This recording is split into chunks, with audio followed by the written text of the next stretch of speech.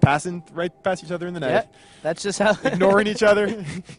He's obviously waving as they go by. The hero Raven, but they're not even shooting him as he wanders by. He's just out exploring the arena. They're just waving out the window like, "Hey, man, just passing through." They do have newts now applied to the Dominics of Tank Mug, so they're going to be getting, and the Vulture. So these newts actually are going to be very effective against the Tinker Tank team. One of the new rules that's new for this Alliance tournament compared to old Alliance tournaments of the New Eden Open or the Singing Competitive League is that we only allow 1 energy transfer per ship.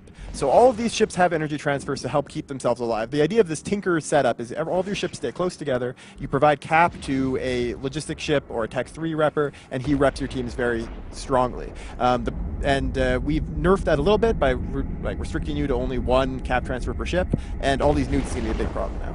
To be fair, the newts are really effective, but if their Geddons start dying, as Killa 542 is actually just dropping significantly less effective when you're dead.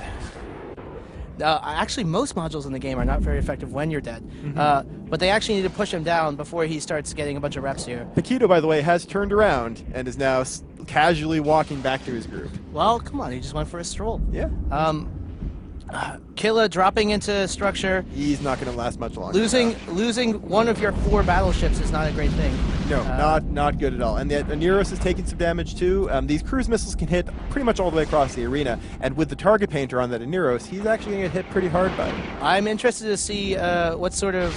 Yeah, these are shield tank Dominics, and so tank bugs Dominics. In between reps, he's taking bites out of his armor. Yeah, now the Merlins for Shadow Cartel are what is tackling that Neros and causing him to take more damage because it can't go very fast. The last Merlin, though, is dropping pretty quickly, so if he goes down, that Neros can probably reduce the incoming damage. If they get one more round of shots down on this Neros, it's going to drop. Oh, look at the strength of that large armor rep. Wow. Large ancillary armor rep almost certainly there on that Oneros. I don't think he'd be able to fit that. I don't know what he's... Well, he's boosting like half of his armor with 1 boost. Could be a double medium. Yeah, double medium potentially might. Yeah, he's holding out okay now, and now he doesn't have any of the Merlins on him. Still has a Crow, though, and that's going to be a problem. Or Harpy now. Harpy on top of him. Yeah, I don't think he's... Wow, man, he's tanking really well. Yeah, if Tank Mug goes down before the Neros does, then Noir might be able to pull this back. It definitely... I would bet on Shadow Cartel at this point, though. Yeah, well, Tank Mug's taking some structure damage. Oh, they go down about the same time, it looks like. Oneros drops. And Dominic's about to follow in structure. Potential boosts coming in, though. Shield tanked. Oh. Nope, he drops.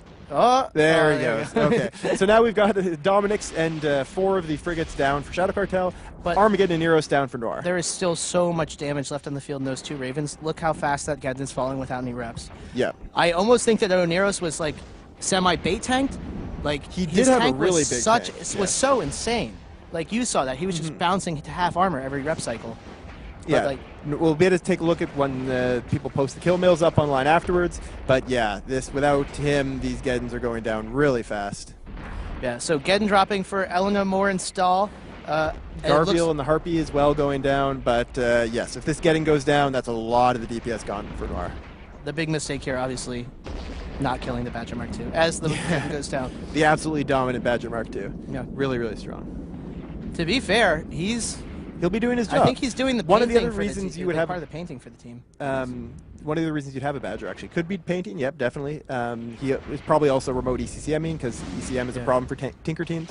But the other thing is that he's probably carrying a bunch of cap charges. Cap charges, man. And I'm betting that all of these guys are cap injected to keep those cap transfers alive for the Logi. Yep. For long cap fights. Injected, potentially ASBs that they need to refuel.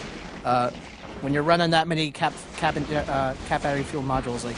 Yeah, it's really, really handy. For these long fights, if you feel like the fight might stretch out really long, like this one is probably not going to go all the way to time, but it's definitely going to take a good chunk of the match. If we do ever go to a tie where the teams are tied in points, which can sometimes happen, especially if you have Tinker Team versus Tinker Team, then we actually have a new rule in place this year, never been done before, where once the match goes to time, if the teams are tied on points, we start speeding up the time of the universe. Yep. So that the match ends faster. Not in the rest of EV Online, you'll be thankful to know. Yes, just in this system. Just in this one system. We actually do reverse tie-dye. So the same thing you see, time dilation is a feature that we put in for fleet fights so that the server can react more appropriately, just slower when there's a lot of load. We actually do the opposite in the case of a tiebreaker and speed up the match, and so you actually see like yakety-sack, super fast people running all over the place. We see the final Geddon Chigger Trout Slayer dropping for Noir Mercenary Group. Noir has been in quite a few tournaments. Never been very impressive though. I mean, they've underperformed, I think. They don't really get deep in the tournament. No, not generally. But they're up against Shadow Cartel though here. Like, this is not an easy draw. Shadow Cartel did very well last year. They were a big fan favorite last year from a lot of heavy DPS setups, a really big hero Tengu bump that saved a Proteus, or maybe it was Sleipnir. Anyways, they saved one of their teammates, and they've flown really well last year. So it's good to see them once again performing quite well. And it's interesting to note, like, they will have at least one more match of the tournament. Yes. They, losing this match, drop down to the elimination bracket. One more loss will have. But you know who they're going to be up against? Who? The loser of Hun Darkside. That's a...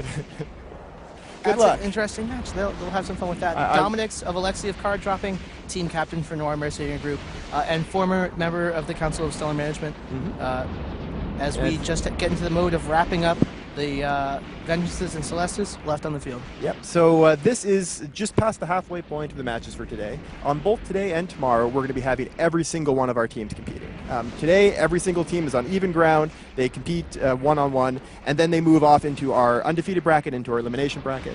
By the end of tomorrow, 16 teams will be eliminated. So none of these teams today are gone at the end of the day, but by the end of tomorrow, a full quarter of our teams will be eliminated from the tournament. So those are going to be the teams that have their backs up against the wall. And then next weekend, we'll go into full swing of the Alliance tournament as you're used to. It won't just be us sitting in a small dark hovel inside CCP's Volcano Lair. It will be both the Volcano Lair studio and the actual lovely studio that you're all used to seeing, where we get to talk with CCP Soundwave about all the wonderful we'll things. Also have our player commentators. Yes, our player commentators. You may see the Rote Capel ad airing between matches here. That ad is currently a lie. Currently a lie. There will be 2 Rote Capel and members here commentating with us. We're really looking forward to talking with them. It's notable that as impressive as 2 people in Iceland is commentating, they're actually not the alliance with the most commentators this year. That would be CCP Alliance with 5 commentators. No one has ever come close to that. We obviously are the best alliance. Well, yes. I mean, we should just start war decking alliances. Yeah, we really should. We should just war deck all the alliances. Yeah. You won't take us in a fight. I'm almost guaranteeing it. So we just seen the cleanup now. A lot of damage being applied, or going to be applied now to that Vengeance. The Celestis is quite a ways away, so it's just a matter of actually catching him. The time is going to be running up very soon. We have only 45 seconds left, and this is going to be in Shadow Cartel. Both of these guys have a pretty rough round tomorrow.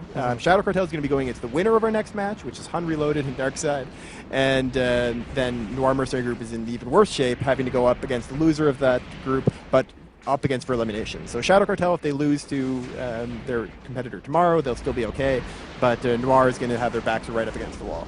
Yep. They're going to have to bring up the best stuff. They're not going to be able to hold anything back. There is no really group or bracket of death this year. All the brackets and all the groups are incredibly strong. Yes. But we have coming up next one of probably the best matches of today, if not a potential for what the finals of the tournament might be. Yeah, up there with probably Verge Outbreak for the most competitive match of the day. Darkside has been extremely good in the past 2 tournaments, and then Hun Reloaded has won the tournament once in AT4, came in second last year. Really, really strong team. So the time is now up. We're going to pass you back to our GTCam for just a moment, and we'll set up our next match, which is the very anticipated Hun Reloaded versus Darkside.